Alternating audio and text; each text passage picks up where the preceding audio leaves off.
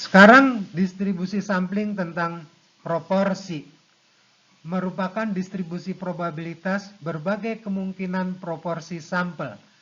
Jadi kita memiliki berbagai kemungkinan nilai proporsi sampel dengan masing-masing probabilitas kejadiannya. Seperti yang terdahulu, kita perlu memanfaatkan Central Limit Theorem atau CLT.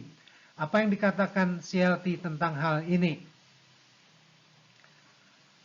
CLT menyatakan bahwa distribusi sampling tentang proporsi sampel akan semakin mendekati normal dengan semakin besarnya ukuran sampel dengan expected proporsi sampel sebesar proporsi populasinya dan deviasi standar proporsi sampelnya sebesar akar pangkat 2 dari proporsi populasi kali 1 minus proporsi populasi dibagi besarnya sampel.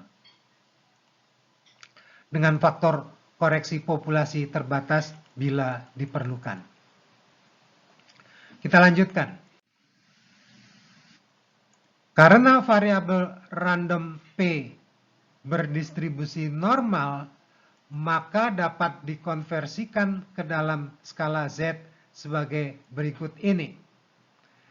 Atau kita memanfaatkan janji CLT sehingga bisa menjadi demikian ini. Kita lihat contohnya. Maka di sini ada P kapital, proporsi sukses dalam populasi adalah sebesar 2, yaitu dari A dan H, dibagi besarnya populasi, yaitu 8. Sedangkan banyaknya kemungkinan sampel adalah sebesar 70 buah. Kita lanjutkan. Inilah tabel 70 kemungkinan hasil sampel dengan peristiwa sukses ditandai dengan warna merah. Dari nilai proporsi sampelnya, ada 3 kemungkinan nilai, yaitu 0, 0,25, dan 0,5. Masing-masing dengan frekuensi kejadiannya 15, 40, dan 15, sehingga probabilitas masing-masing proporsi sampel adalah sebagai berikut ini.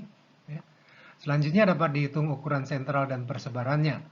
Perhitungan tabel ini menghasilkan expected value sebesar 0,25. Ternyata nilainya sebesar proporsi populasinya sesuai dengan pernyataan Central Limit Theorem. Kemudian ada perhitungan deviasi standarnya. Dimulai dengan tabel ini yang menghasilkan deviasi standar berbagai kemungkinan proporsi sampel sebesar 0,1637.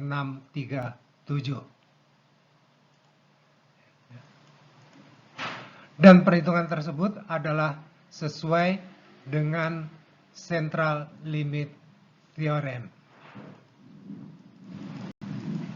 Kita lanjutkan. Contoh, berikut ini adalah masalahnya. Silahkan pause video Anda. Kita lanjutkan. Begini jawabnya. Untuk pertanyaan A, probabilitas mendapat sampel dengan proporsi lebih besar dari 0,25. Ya, betul. Mula-mula konversikan P ke dalam skala Z untuk menghasilkan Z sebesar minus 1,88. Selanjutnya, karena luas kumulatif sampai dengan minus 1,88 adalah 0,0301, maka nilai itu digunakan untuk menguranginya dari 1, menghasilkan jawaban sebesar 0,9691. Untuk pertanyaan B, probabilitas mendapat sampel dengan proporsi kurang dari 0,3, maka mula-mula konversikan P ke dalam skala Z untuk menghasilkan Z sebesar minus 0,94. Sesuai dengan tabel normal, luas itu adalah 0,1736. Untuk pertanyaan C, probabilitas mendapat sampel dengan proporsi antara 0,2 dan 0,4. Konversikan P ke dalam skala Z menghasilkan Z antara minus 2,81 dan 0,94. sesuai dengan tabel normal, luas kumulatif untuk Z sebesar 0,94 adalah 0,8264 akan dikurangi dengan luas kumulatif Z sampai dengan minus 2,81 yang sebesar 0,025. Hasilnya adalah 0,8239. Untuk pertanyaan D, pertanyaannya sama dengan probabilitas mendapat sampel dengan proporsi antara 0,26 dan 0,44. Konversikan P ke dalam skala Z, menghasilkan Z antara minus 1,69 dan plus 1,69. Seperti yang dilakukan pada C, maka kurangkan 0,0455 milik Z sebesar minus 1,69 dari 0,9545 milik Z sebesar plus 1,69. Hasilnya adalah 0,9090. Baik, demikianlah pembahasan tentang distribusi sampling. Kita akan menutupnya. Sebagai penutup, beberapa catatan penting dapat disebutkan di sini sebagai berikut. Pertama, distribusi sampling adalah sangat penting sebagai landasan dalam inference, yaitu menarik kesimpulan tentang parameter populasi berdasarkan hasil sampel yang ada dua kegiatannya, yaitu pendugaan interval dan pengujian hipotesis. Jangan memulai mempelajari inference sebelum memahami dengan baik topik distribusi sampling ini. Kedua, fungsi probabilitas variabel random hasil sampel yang kita pelajari di sini memang terbatas hanya yang berbentuk fungsi probabilitas normal. Namun itu dianggap sudah sangat memadai untuk pemahaman kita tentang inference secara keseluruhan.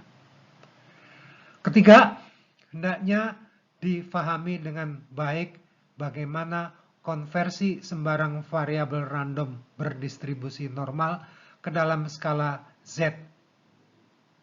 Kita sudah melihatnya, aplikasi untuk konversi itu dalam bentuk konversi X bar ke dalam skala Z dan P kecil ke dalam skala Z. Keempat, variabel random yang dibahas sebagai kasus memang hanya untuk rata-rata hitung sampel dan proporsi sampel. Namun keduanya dianggap sudah sangat memadai sebagai landasan dalam memahami berbagai inference untuk parameter yang ada dalam metode statistika maupun ekonometrika yang dibahas di lingkungan Fakultas Ekonomi. Baik, demikianlah penutup untuk topik distribusi sampling. Semoga bermanfaat. Mohon maaf atas kekurangannya. Salam sehat.